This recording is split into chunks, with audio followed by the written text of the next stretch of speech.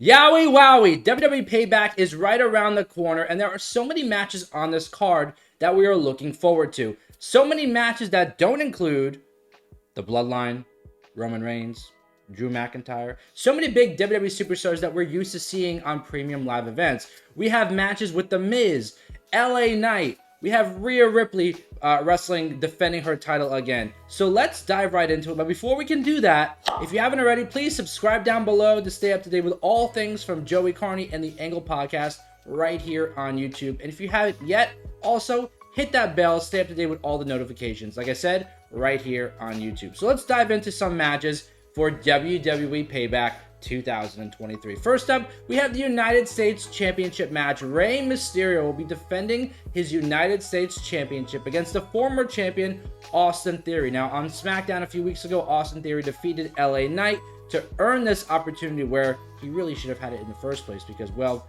Rey beat him for that very title. But in this particular match, I do see Rey Mysterio retaining his United States Championship. Austin Theory, ever since he beat John Cena at WrestleMania, has been on a downward spiral. He hasn't really been in anything creative, but he hasn't really been in anything memorable since his feud with John Cena. So I'm not sure where Austin Theory is headed from here, whether it will be a tag team with Grayson Waller, which we've been seeing the past couple of weeks, them kind of being in cahoots. But will he be upgrading himself to the main event scene, maybe going after a different title in WWE? Who knows? But in this particular match, I do see Rey Mysterio getting the win over Austin Theory. But the big key factor here is the LWO, specifically Santos Escobar. We've seen Santos Escobar get injured by Austin Theory. Really, Austin Theory taking away Santos Escobar's opportunity that Rey Mysterio stepped in and took and delivered, quite frankly, the United States Championship to the LWO. But ever since then, there has been this feeling that maybe Santos Escobar will turn on Rey Mysterio. Maybe the LWO will turn on Rey Mysterio. I don't know when or if, but I do have a feeling that maybe this is the road WWE is going down. A Santos Escobar versus Rey Mysterio feud for the United States Championship. But regardless, I do see Rey Mysterio retaining his United States Championship. Now, this next match on the card is a match that really is WrestleMania caliber. It's a match that personifies NXT. It's Raquel Rodriguez challenging Rhea Ripley for the Women's World Championship. Like I said, this match is WrestleMania worthy. It's icon versus icon from NXT. These two were really head to shoulder in NXT back in their time there. And it's a match that fans have been wanting for quite some time. Rhea Ripley has not defended her Women's World Championship on a WWE PLE since Backlash, where she defeated Zelina Vega. Raquel Rodriguez has been battling some knee injuries over the last few months, really. Not being able to get the momentum she's wanted, but over the last few weeks, we've seen her really step up despite the injury, stepping to Rhea Ripley and getting this opportunity. Now, this will be a fun match. This is going to be a hard-hitting match just because both are just powerhouses in the ring. But Rhea Ripley, Mommy, will be retaining her Women's World Championship. I don't see anybody defeating Rhea Ripley for the Women's World title, possibly until WrestleMania 40. Rhea is just one of the most popular WWE superstars right now. She's got so much momentum. She's got Dirty Dom and the Judgment Day by her side. There is no stopping Mommy. And, well, all we can do is just enjoy what we're getting right now from Rhea Ripley. So, like I said, I do see Rhea Ripley retaining her Women's World Championship over Raquel Rodriguez. This will be a fun match. This will be a close call match. But in the end, Mommy will get the victory. This next match I want to discuss is one that I'm really, really looking forward to, despite what we've been seeing over the last few months on Monday Night Raw. The Judgment Day going at it with Kevin Owens and Sami Zayn. Every Monday Night Raw episode we get, and quite frankly, it's gotten kind of stale. It's gotten kind of boring, just like the title run of the Tag Team Champions. Yes, you may not like it, but that's my opinion. I feel as if Sami Zayn and Kevin Owens won those Undisputed Tag Team titles at WrestleMania, and they really have not done anything with those titles outside of getting different variations of the Judgment Day on Monday Night Raw. Kevin Owens obviously was out with an injury for a few weeks. Sami Zayn stepping up and taking the hits for that team. But on the other hand, we have seen the Judgment Day, specifically Finn Balor and Damian Priest, really butting heads in a way where I don't know if it's an ego thing, I don't know if it's a jealousy thing because Damian Priest is Senor Money in the Bank. I don't know what the deal is. Maybe Finn feels like because he's the bigger superstar, he should have the bigger opportunity. I'm not sure what is happening with the Judgment Day, but there is some friction between these two, and hopefully they can get on the same page at WWE Payback. This is the one match in particular that I don't know where I stand. I would love to see Finn Balor and Damian Priest win those Undisputed Tag Team titles, bringing more gold to the Judgment Day, giving everyone in the Judgment Day something to hold outside of the Money in the Bank briefcase. But I do think it's a great opportunity for them to mend the fences, fix what's going on within the Judgment Day, and really build that bond back to where it was. Because at the end of the day, the Judgment Day is the biggest thing going right now on Monday Night Raw. But if you look across the board, whether it's Raw, SmackDown, or NXT, the Judgment Day is there every week doing main event things. Quite frankly, the Judgment Day is at the top right now in WWE. So in this match, I do see Finn Balor and Damian Priest winning and becoming the new undisputed WWE Tag Team Champions.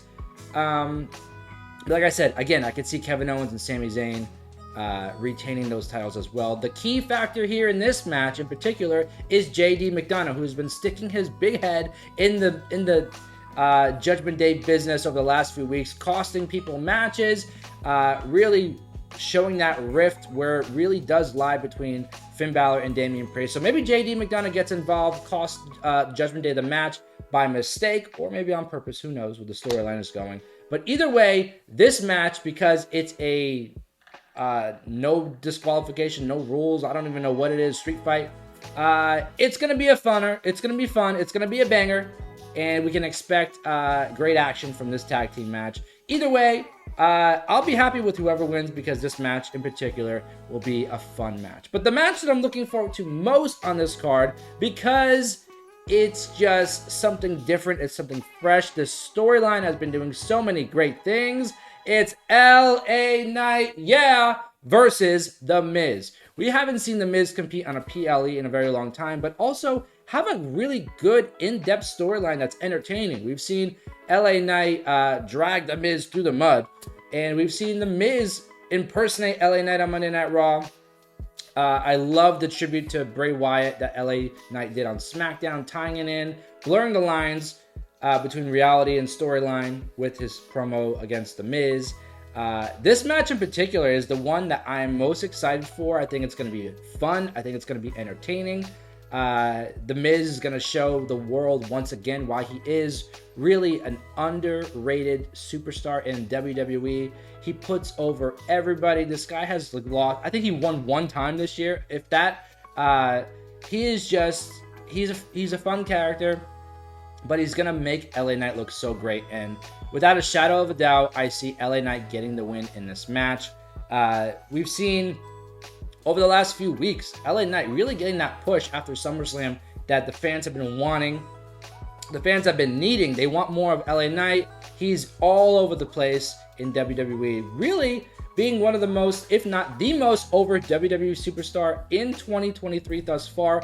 And only having his second feud. His first feud was against the late, great Bray Wyatt earlier this year in January. And since then, he's been floating around Money in the Bank stuff here and there, whatever it is. His feud with The Miz is really his first big feud, his first real feud outside of Bray Wyatt. So it's really fun. It's really great to see LA Knight back in the fold of things, really involved in a storyline. And without a shadow of a doubt, LA Knight, getting the win in this match. Now, this segment, the Grayson Waller effect, Cody Rhodes will be a guest, kind of random, but I do think it's setting up something something big for Cody Rhodes. Obviously, Grayson Waller's on SmackDown. Cody Rhodes is on Monday Night Raw. There are rumors and reports or plans, whatever it is, that Cody Rhodes will be facing Roman Reigns again at WrestleMania 40 for the Undisputed Universal Championship. For that to happen, Cody would have to be somewhere on SmackDown. And I think this is the start that we see the transition of Cody Rhodes going to SmackDown. This will eventually lead to a feud with Grayson Waller on SmackDown, keeping Cody on the SmackDown brand, doing different things over there. I think maybe we'll get some John Cena involved here. Cody and John Cena kind of going at it with Grayson Waller, since Grayson Waller did have some unkind words for John Cena at Money in the Bank. But regardless, I think we're going to see entertainment, which is what WWE does best in this segment. Maybe we'll see John Cena, but I think this will be the transition from Cody Rhodes being on Friday Night SmackDown. This next match I want to talk about is a cage match, something that has been going on for months in WWE, and we're finally getting the end of it here, hopefully, at WWE Payback. It's Becky Lynch versus Trish Stratus inside a cage match. Trish Stratus says the one thing she hasn't done in her career is a cage match.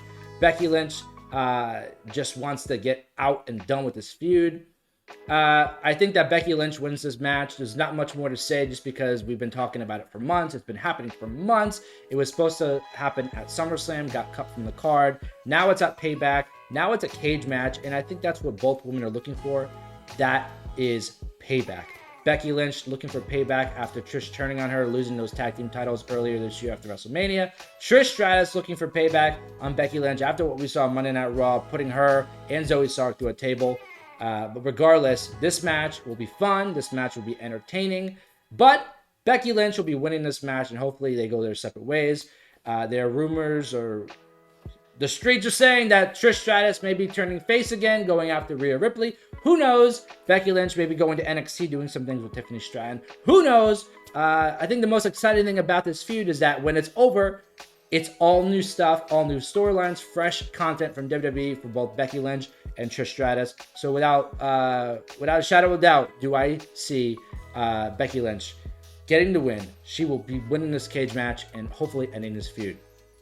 Hopefully the main event of Payback will be Shinsuke Nakamura challenging Seth Freakin Rollins for the World Heavyweight Championship. Seth Rollins became the World Heavyweight Champion at Night of Champions in May earlier this year. It has yet to main event a WWE Premium Live event, but also has not main evented a Premium Live event for the World Heavyweight title. Yes, that title has not main evented a pay-per-view since it came back in May. I think that needs to change at Payback. Hopefully Shinsuke Nakamura versus Seth Rollins for the World Heavyweight Championship is the main event of Payback. It deserves to be the main event. Shinsuke Nakamura really elevating himself in this storyline. We've seen heel Shinsuke Nakamura before. We've seen babyface Shinsuke Nakamura before. My favorite version of Shinsuke was his days in NXT.